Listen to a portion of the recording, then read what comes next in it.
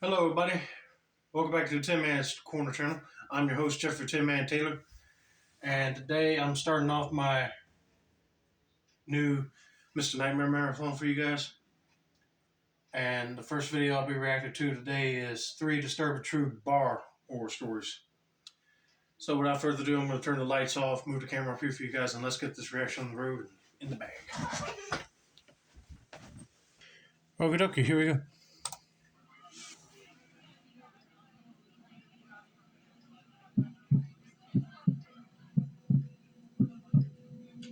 Breakups are tough, even when you know they're for the best. I'd been trying to keep myself together after splitting up with my boyfriend of 2.5 years. I don't really want to get into it. It wasn't messy or dramatic. We just weren't right for each other anymore. But that didn't make it any easier. Some days, it felt like everything reminded me of him. I'd been forcing myself to stick to no contact, telling myself that it was the healthiest way for both of us to move on. It was hard, though. Really hard. One of the things I missed most about us was playing pool together. It was our thing. I'm a pretty decent player, definitely better than average, but my ex, he was incredible on his good days. He could pull off trick shots like it was nothing. To be honest with you, I did play pool one time, and it was kind of hard trying to line the pool stick up and like getting the balls to the holes in the table. I never could get a crack shot for points. So it seems like they had something in common. One rail, two rail banks, kicks, combinations. I'm pretty sure he was even learning a standard mass. We each had pool tables at home, but obviously we're young, and staying inside every night wasn't exactly ideal. When we did go out, we always made sure that wherever we were going, usually a bar, had some pool tables. We hated crowded bars with long waits for tables and screaming patrons, though, so the places we went were quieter, usually attracting an older crowd. Bars with old, stuffed tables and sticky floors were our sweet spot.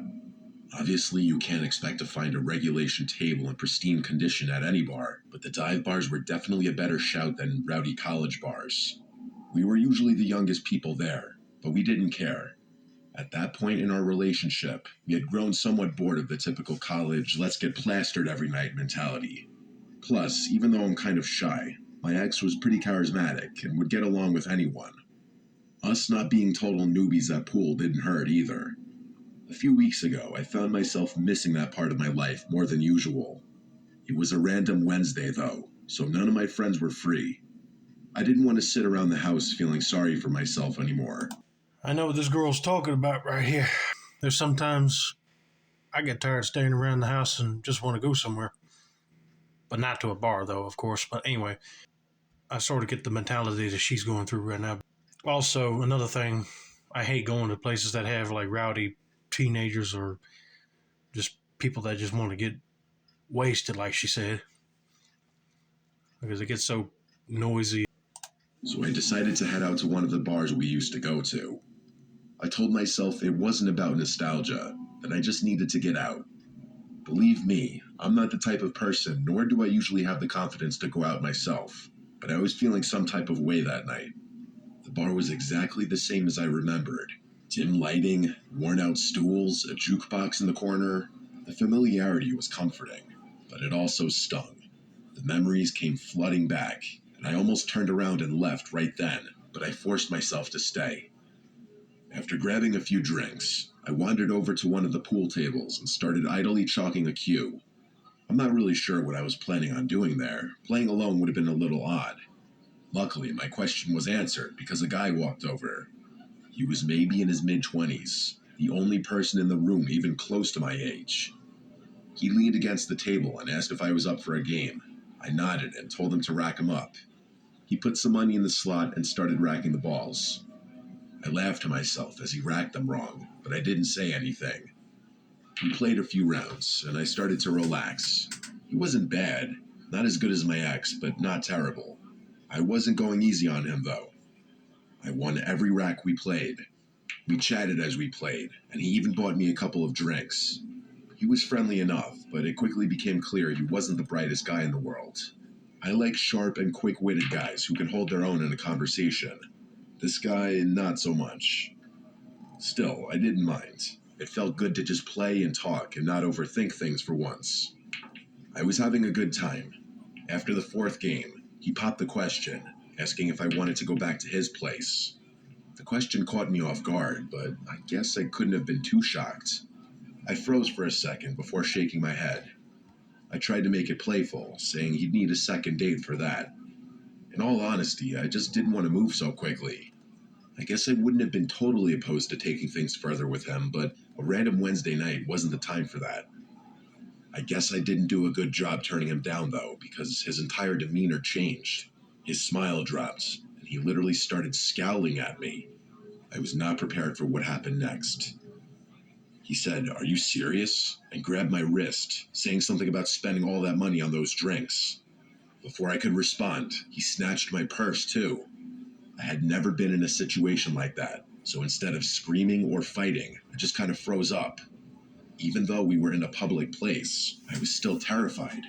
Luckily, a couple of older guys at the bar noticed what was happening and stepped in. I'm honestly not sure what I would have done had they not. One of them told the guy to let me go.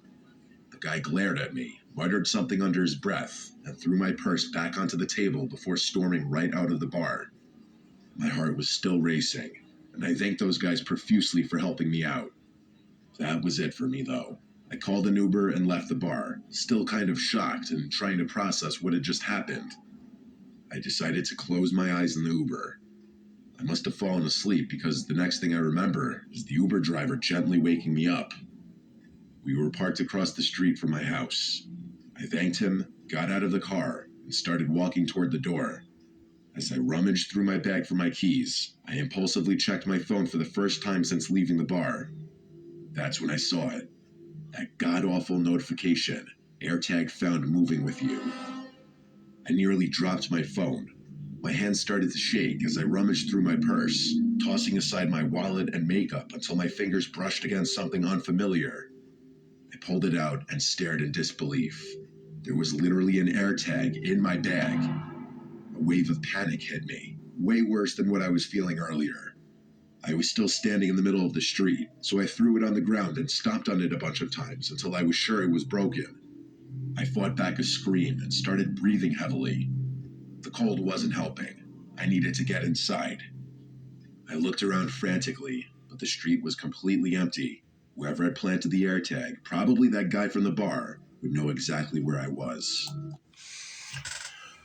Oh, he's one slick son of a gun.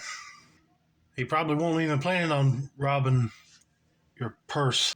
He was just trying to get it away so he could put that AirTag thing in there so he can, like, follow you. But I'm glad that them guys told him to let go of her purse because I was thinking that he would be going after her, either her phone or money. Before she left that bar, she should have checked to make sure there wasn't nothing in there or nothing was stolen. Maybe not my exact house, but the street for sure. The houses on my street are large and spaced out, so he'd definitely be able to narrow it down.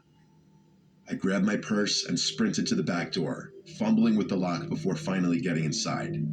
I slammed the door behind me and locked it, my heart pounding so hard it felt like it might burst. I was safe, but I couldn't stop shaking.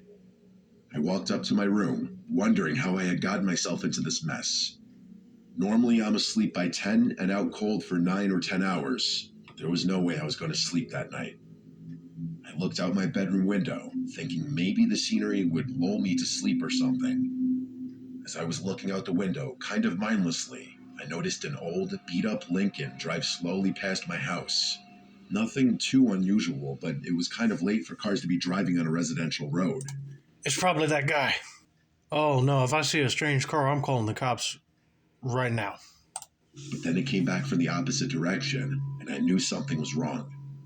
It passed even slower the second time, like the driver was scanning the houses. I didn't want to face the reality of the situation, but when it passed a third time, I had no choice. It was the guy.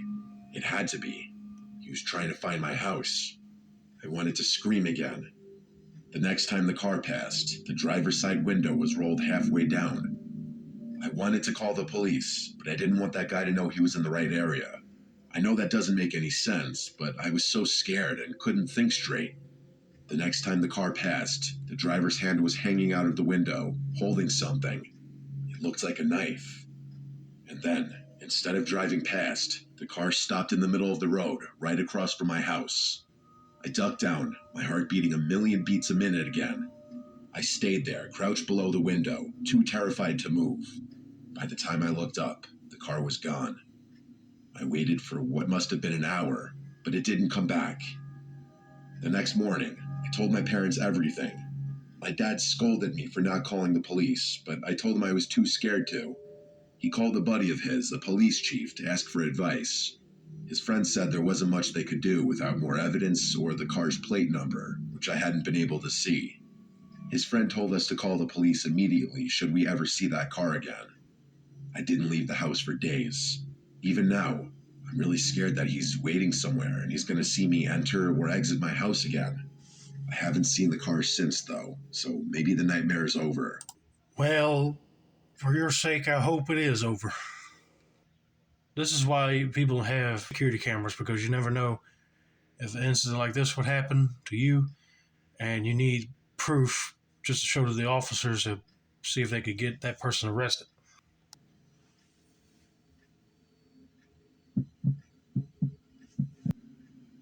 I don't have the most exciting life, but it's comfortable. I'm 40, single, no kids. Some people might find that depressing, but honestly, I don't mind. I've got a steady job, a decent house, and no one to answer to but myself. I work as a bartender at a high-end luxury rooftop in a neighboring town, catering to the kind of clientele who think regular bars are beneath them. I don't live anywhere near that level of luxury myself. My place is in a pretty middle-of-the-pack neighborhood, about 20 minutes away, but working there has its perks. The tips are amazing. People in that area aren't shy about throwing money around, and the rotating crowd keeps things interesting. Since the bar is upscale, we don't have the typical regulars you find in a dive. I like that. I never quite liked how close some customers would get with me, or any other bartender for that matter. Maybe that's just me, though. I like to keep to myself. I should probably mention that my name's Kevin. That'll be important later. It was a Friday night, our busiest night. The place was packed, as usual, with groups of friends clinking glasses, couples on date nights, and a few folks who probably wandered in just to feel important. I don't mean to say any backlash against this guy, but me, personally, if I reached 40 and I did not have no wife and kids by then, I would feel sort of lonely. Sounds like he's getting paid enough for this high-end bartender job, but let's just see what type of trouble he runs into down the line here. I always like playing a mental game with my patrons. I try to figure out which ones are pretending to be something they're not. You can tell a lot about people by the way they order a drink. The ones who ask for complicated cocktails are usually trying to impress someone. The ones who order a whiskey neat, they've had a day. I had my eye on a couple at the end of the bar who were down to their last sips of wine. It's always better to offer a refill before they wave you down. I was in my groove, mixing drinks and chatting with customers, when I noticed someone walk in who definitely looked out of place. I clocked the guy immediately. He was clenching his teeth and scowling like he was furious. He had jet black hair that wasn't combed and sat like a bird's nest on his forehead. He was wearing a blank black hoodie under a faded leather jacket, which looked like it hadn't been cleaned in years. There were stains all over it, but none of that was as unsettling as his face. Like I said, he just looked so angry. He made a beeline for the bar, but he didn't sit down. He just stood there, staring at me. I wondered to myself how he had gotten past the doorman in the lobby. I cleared my throat and asked if I could get him something to drink, trying to keep my tone neutral despite the weird vibe he was giving off. He didn't answer right away, which was strange. He just kept glaring at me like he was getting ready to swing. Finally, he muttered that he wanted a double shot of Jaeger. I nodded, grabbed a glass, and poured the shot. Jaeger isn't a drink we pour often here. Most of our patrons are likely to ask for something a little higher quality. But hey, if someone wants Jaeger, I'm not about to question their taste. I set the glass in front of him and moved on to serve a few other patrons. When I came back to charge him, he tossed crumpled cash onto the counter. That also threw me off. Hardly anyone pays in cash at this place. Again, though, it wasn't my place to judge. The guy didn't say anything as I rang him up, and I was ready to move on when he spoke again. I still remember his exact words. "I knew I'd find you here, Kevin." I froze. My eyes snapped to his as I scrambled to process what he just said. I put the glass in my hand down and demanded to know how he knew my name. I didn't want to make a scene, so I kept my voice low, but I hoped he got the gist of how serious I was. He didn't answer my question, just stared at me with the same angry intensity. Finally, he said, "I know what you did." Before I could ask him what he meant, he turned and walked towards the elevators. I wanted to yell something or chase after him, but I decided against it. I was on the clock. I couldn't just neglect my job. Instead, I just stood there for a moment, completely thrown off. I was honest to God confused out of my mind. I didn't recognize him in the slightest. I couldn't think of anything I had done that would warrant such a cryptic statement. I'm no saint, but I don't go around making enemies. It put me in a sour mood for the rest of the night. When my shift finally ended, I drove home, but I couldn't stop thinking about what had happened earlier. Hey, you and me both, pal, because I'll be like, what was he meaning by "I know you did"? Now that'll throw me off as well. Okay, he's either got the wrong guy or he's just really high on something, you know what I mean? But anyway, let's continue. I racked my brain for literally any explanation that made sense, but couldn't think of any. By the time I ended up going to bed, I was still relatively unsettled by the whole thing. Sometime in the middle of the night, I woke up randomly. I wasn't really sure what woke me up, as I didn't have to go to the bathroom, and I'm usually the type of person to sleep through the night. I didn't hear or see anything, but something felt off.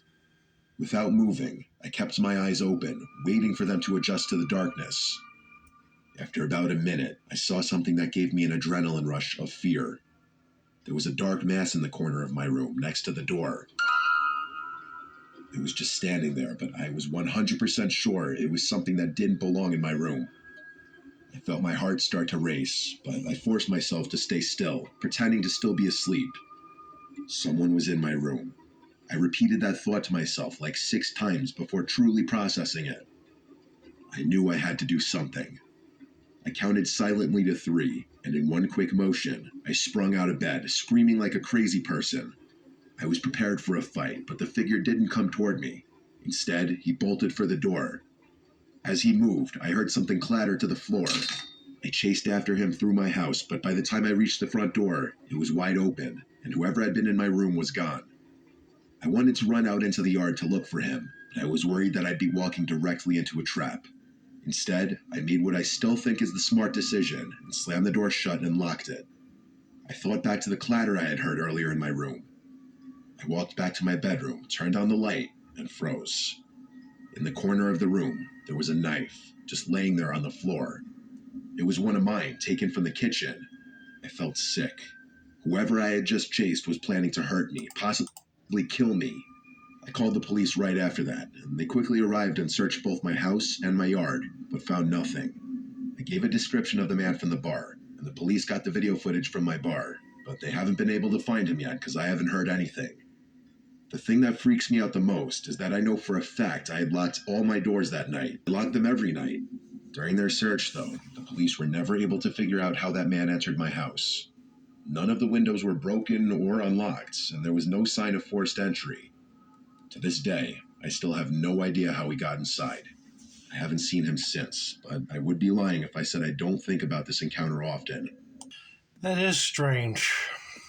If the windows ain't broken or the door did not look like it have any crowbar marks on it, like he tried to break in that way, then I would say he probably had lock picking tools. But that guy from the bar really seemed like he wanted to kill you real quick.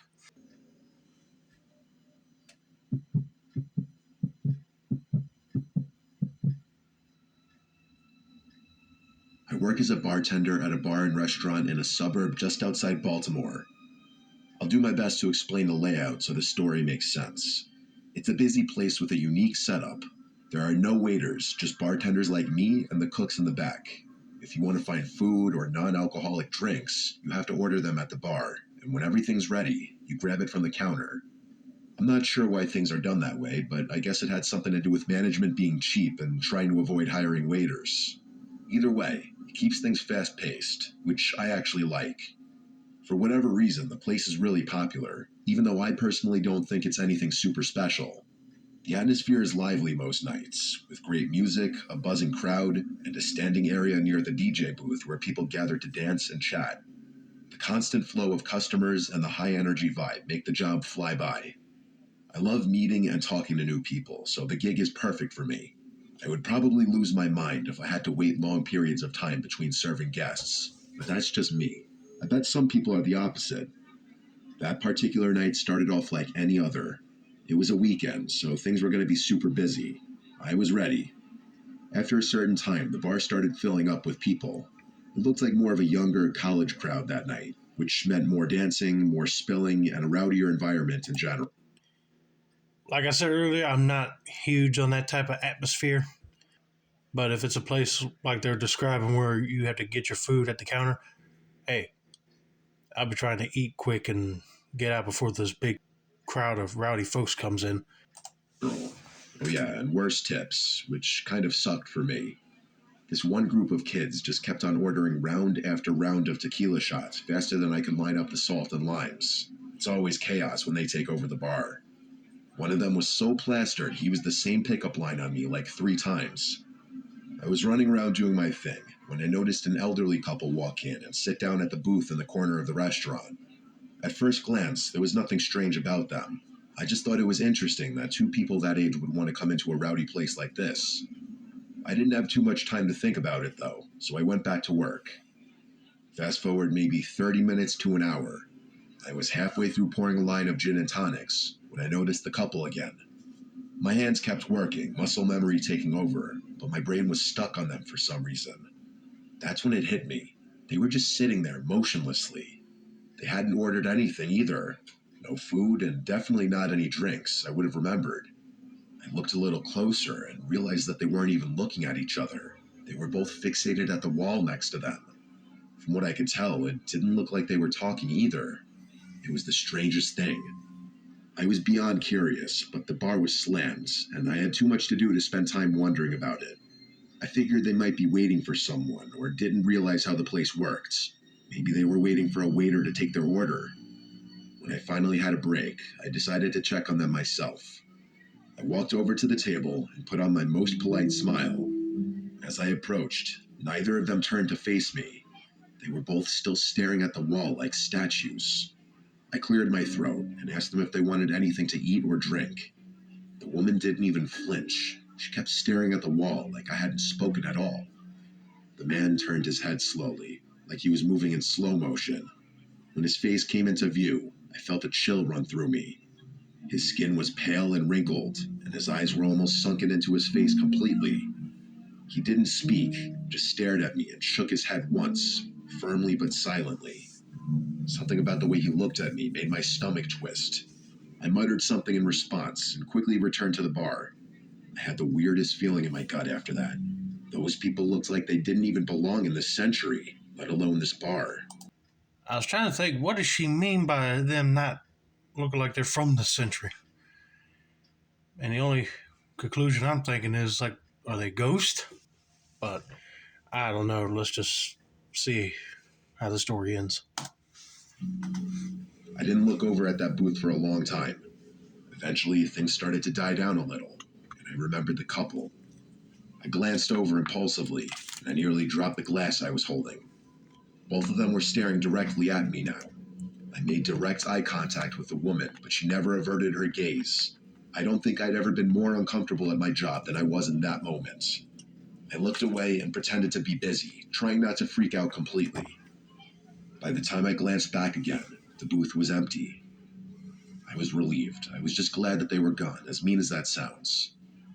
By the end of the night, I was still thinking about the whole thing. As I wiped down the bar and closed up with my coworker Karen, I decided to ask her if she saw anything strange. She's, I guess, what you would call a vet. She's been working there for years and prides herself on noticing everything and everyone that comes through the doors. When I asked her about the couple, she gave me a confused look and said she didn't know what I was talking about. I looked at her blankly and told her I was talking about the elderly couple that was sitting in the corner booth. She shook her head and told me she didn't remember seeing anyone like that. She then jokingly asked me if I was hallucinating, which got a playful laugh out of me, but on the inside, though, I was losing it. I knew what I had seen. I asked her if she was sure, and she crossed her arms before listing at least 10 random people who had ordered food that night and what they were wearing. I laughed again and complimented her memory, but like I said before, I was dying on the inside. By the time we locked up, I started doubting myself. As I walked to my car, I noticed something that made me nearly drop my keys in fear. Across the street, there were 2 dark figures standing under a lone streetlight. I knew it was them. I wanted to scream, but the sound wouldn't come. I didn't wait another second. I jumped into my car, locked the doors, and sped out of the lot without another look. The drive home was awful. I was trying not to break down the whole time. I just kept repeating, "Oh my God," over and over. I had so many questions. Had Karen somehow missed them? Were those people even real?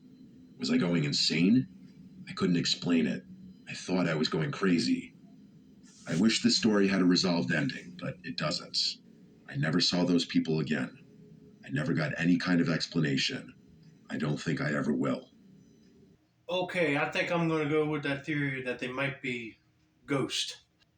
If they were just able to, like, get up and walk away without you even noticing it. But then if you see them again in the parking lot, then they might have been a strange elderly couple. You never know. But anyway, that's going to be it for now. Don't forget to like, subscribe, turn on post notifications for more Mr. Nightmare content like this. This has been another successful installment of the Tin Man's Corner channel. I'm your host, Jeffrey Tin Man Taylor. I say that's a wrap, and have a nice day, y'all.